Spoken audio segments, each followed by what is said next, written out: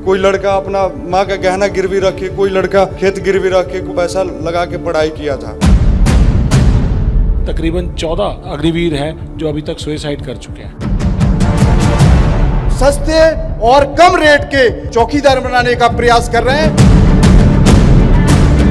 Chief of the army staff ने अपनी book में लिखा कि इसमें हम लोग तीनों लोग शॉक थे जब ये आया था, और मैंने आर्मी में कहा था कि 25%। ये डिसाइड किसने किया? सर पीएम ऑफिस से आया, डायरेक्ट विदाउट देयर कंसल्टेंसी। ऐसा कभी नहीं हुआ सर। यहाँ पर जो ये बच्चे हैं, इनकी शादियां ही तभी होती हैं जब उनकी नौकरी लग जाती है, वरना होती ही नहीं।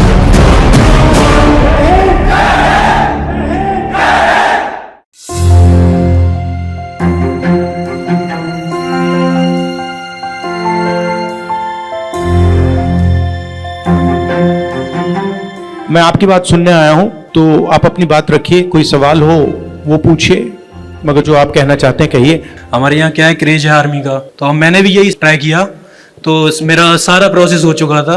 आगे जाके इन्होंने अग्निपथ योजना लगाई और सारा कैंसिल कर दिया सर। यहाँ से कोई मेरे को सेंटर से मैसेज भी नहीं आया था कि आपका ज्वाइनिंग वगैरह आपको दी नहीं जाएगी। 4-5 महीने से हम लोग प्रोटेस्ट कर रहे हैं, हर तरह से मतलब लगे हुए हैं, फिर भी सरकार सुनने को तैयार नहीं है। और अब ऐसा हाल हो चुका है सर कि जंतर मंतर पे परमिशन के लिए जा रहा है तो वहाँ से भगा दिया जा रहा है सर। लोकतंत्र में भी हमें अपनी आवाज उठाने के लिए जाने पे वहाँ से भगा दिया जा रहा है सर। आखिर हमारी गलती क्या है सर? हमने फौज का सपना देखा था, हमने मेहनत किया था, इसके लिए 4 साल 5 साल मेहनत किया था सर, फिर भी सरकार हमारी भर्ती नहीं कराई। आज हम लोग दर-दर की ठोकरें खा रहे हैं सर। और आप भी प्रोविजनल लिस्ट पे थे? जी सर, बिल्कुल, हमारा सारा चीज क्लियर था सर। कोई लड़का अपना माँ का गहना गिरवी रख के, कोई लड़का खेत गिरवी रख के, कोई लड़का कहीं से लाकर पैसा लगा के पढ़ाई किया था। और जब भर्ती रद्द हुई सर, उसके बाद में लड़का के ऊपर कर्ज था, वो प्रेशर झेल नहीं पाया, जिसमें 64 से 65 अभ्यर्थी आत्महत्या कर लिए। और जब भी सर हम लोग मीडिया के पास जाते हैं आवाज उठाने के लिए, सीधे हाथ जोड़कर खड़ा हो जाता है लोग कि मेरे बस में, मेरे हाथ में नहीं है, मैं नहीं उठा सकता सर। जब ग्राउंड में तैयारी करने जाता था, वहाँ पर 400 से 500 लोग मेरे साथ तैयारी करते थे। जब से ये अग्निवीर योजना आई है, तब से वही 10-15 लोग आते हैं सर। हमें सर जो अग्निवीर बन भी गए हैं, उनकी कोई शादी नहीं कर रहा है सर। अग्निवीर का दर्जा देता, अग्निवीर की निगाहों से देखता है, ना कि फौजी की तरह नहीं देखता है सर। और सर अभी हमारे साथ के जो थे वो शहीद हुए, उनको शहीद का दर्जा नहीं दिया गया सर। और सर अगर उन्हें 25% में भी रखेंगे तो सर वो अपने खास लोगों को रखेंगे, और हम पिछड़े गरीब लोगों को क्या होगा सर? हमारी तो कोई पहुंच ही नहीं है। ये इस तरह से 4-4 साल के जो अग्निवीर पैदा कर रहे हैं, ये अपनी फैक्ट्रियों में लगाने के लिए सस्ते और कम रेट के चौकीदार बनाने का प्रयास कर रहे हैं। ये देश के साथ खतरा कर रहे हैं महोदय। ये आप स्पष्ट करिए कि जब आपकी सरकार आएगी तो आप अग्निवीर को हटा के जो पुरानी भर्ती प्रक्रिया है उसको लागू करेंगे, और हम सैनिकों के जो आरक्षण हक और अधिकार हैं जो हमें पूर्व में मिलते थे कांग्रेस की सरकार में, वो मिले तो हमारे देश की तरक्की और बेहतर होगा। मेन प्रॉब्लम क्या हुई है, हमारी 2004 के बाद जितनी भी पेंशन योजनाएं थी वो सारी बंद कर दी गई हैं। आर्मी के साथ में CST कैंटीन का जो सुविधाएं मिलती थी वो सारी बंद कर दी गई हैं। CPOज का हर व्यक्ति त्रायमान है, परेशान है। सर एक बहुत बड़ी बात यह है कि ये जो अग्निवीर सेलेक्ट किया गया है, इसमें तीनों चीफ की एग्रीमेंट नहीं थी उस समय, क्योंकि वो आर्मी में सर्व कर रहे थे, तब उन्होंने कुछ नहीं कहा। जैसे ही रिटायर हुए, chief of the army staff ने अपनी बुक में लिखा कि इसमें हम लोग तीनों लोग शॉक थे जब ये आया था, और मैंने आर्मी में कहा था कि 25%। तो ये डिसाइड किसने किया?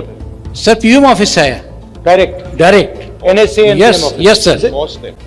एक टैंक को चलाने के लिए अगर टैंक का ड्राइवर है, उसको 120 बटन देखने पड़ते हैं, और नीचे से माइन फील्ड है, ऊपर से गोले आ रहे हैं, मिसाइल्स आ रही हैं, उसके बीच में उसको मेंटली फिजिकली ट्रेंड होके तभी वो निकल सकता है, अदरवाइज वो काम नहीं कर सकता है।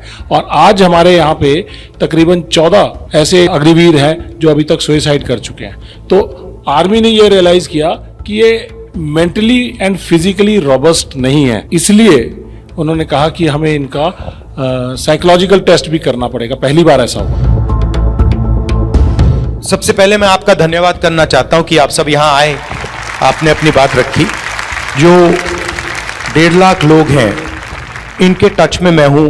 आपके रिप्रेजेंटेटिव्स मेरे पास आए थे, दिल्ली में आए थे, यात्रा में मुझसे मिले, और हमारी कोशिश होगी कि हम आपकी पूरी मदद करें।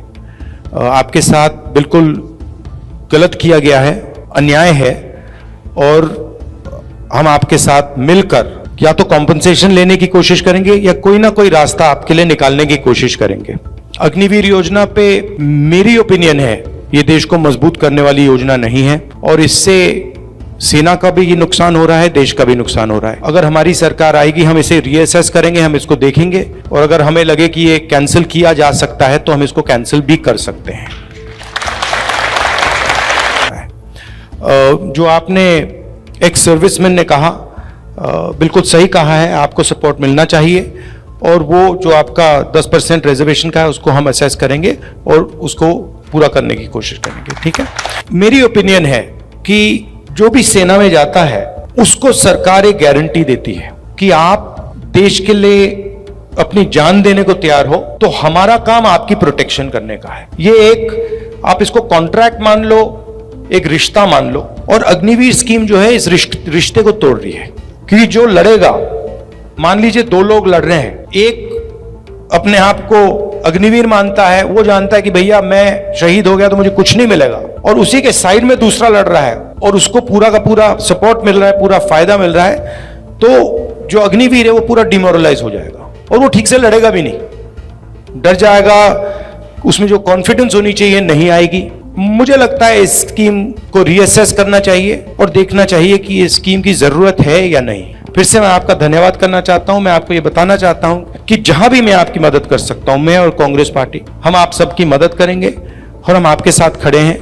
लोकतंत्र है, अगर आप प्रोटेस्ट करना चाहते हैं तो ये आपका हक है, आपको रोकना नहीं चाहिए। बहुत बहुत धन्यवाद, नमस्कार।